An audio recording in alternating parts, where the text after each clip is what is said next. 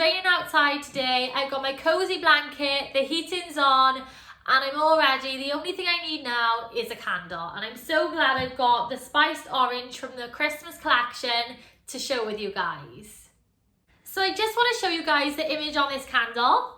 So we've got the spiced oranges all together there. There's around 3 in the image, and it does look really good, and it instantly screams oranges, and that's what you're going to get from this. One thing that I forgot to mention since I've been doing the Christmas collection videos is the burning time of these Yankee candles. So the large Yankee candles burn between 120 to 150 hours of burning, which is pretty amazing really, and the scent of them is so good that it's just worth it.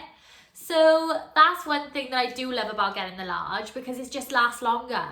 So out of the 4 Yankee candles on the Christmas collection that I've shown, which would you think would be your favourite? Comment below.